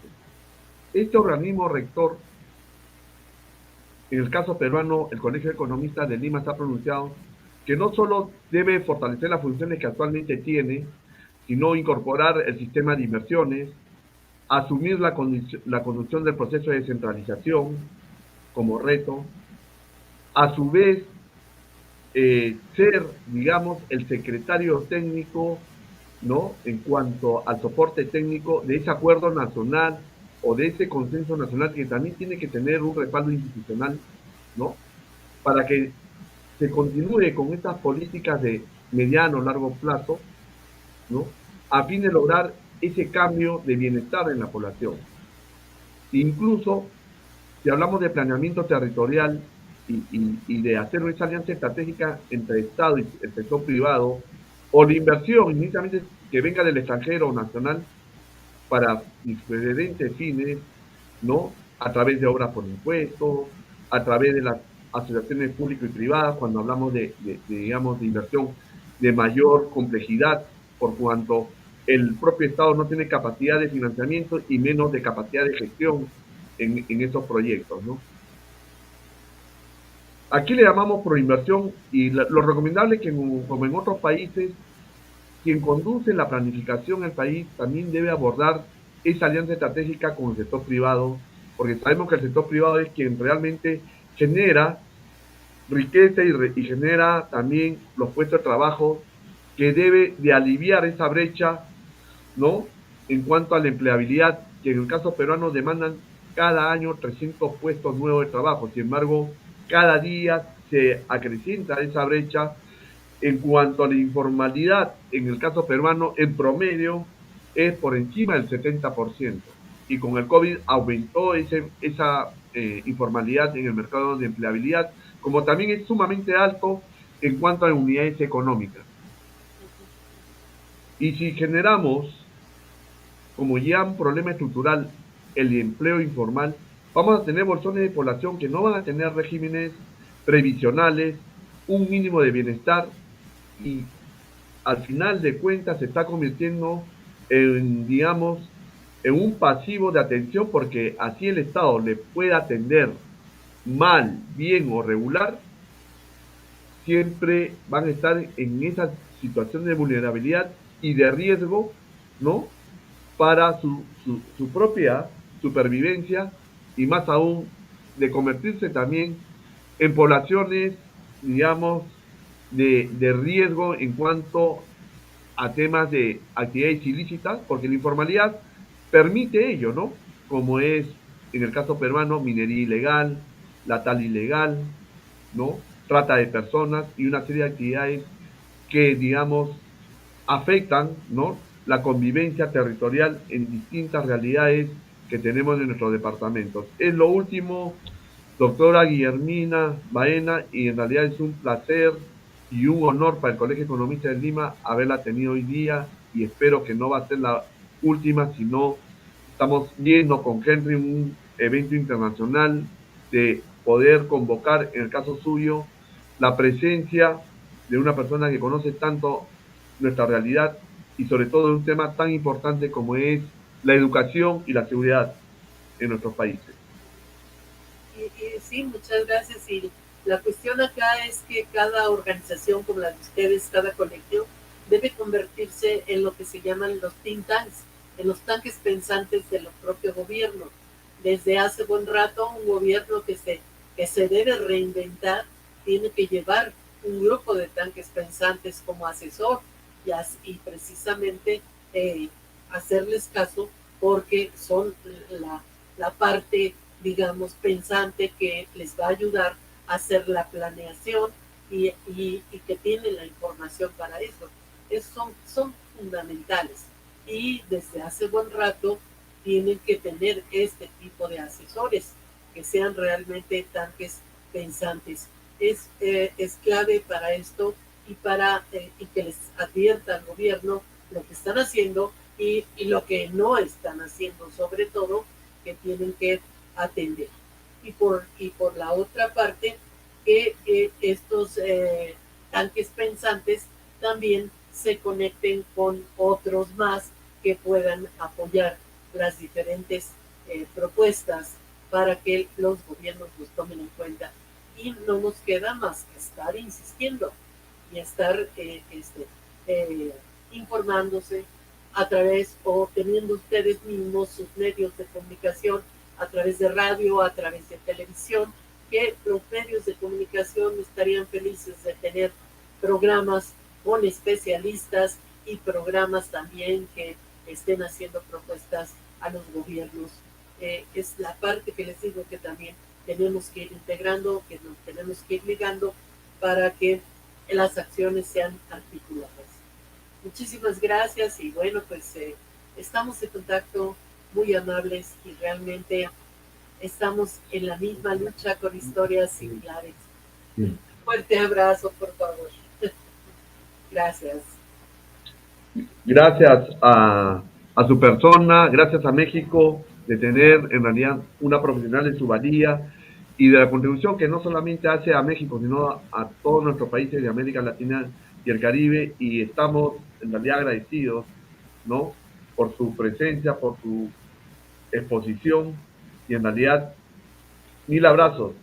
Y antes de finalizar, agradecer también a Raúl Salas González, un colega de trayectoria del Comité de Peritos y Evaluadores, que en realidad su trabajo en cuanto al posicionamiento del economista perito, ¿no?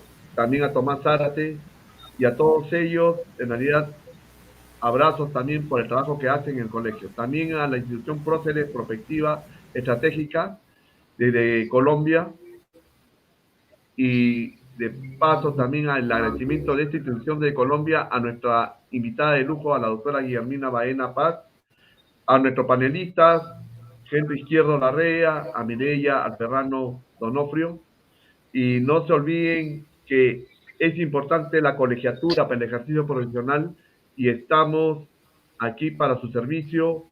Tenemos también una serie de beneficios de los cursos y no se olviden, el próximo programa estamos aquí en Encuentro Económico. Gracias, doctora. Abrazos. Muchas gracias a todos. Muy buenas tardes. Gracias, gracias. Hasta pronto. Un fuerte abrazo. Muchísimas gracias. Gracias. Gracias.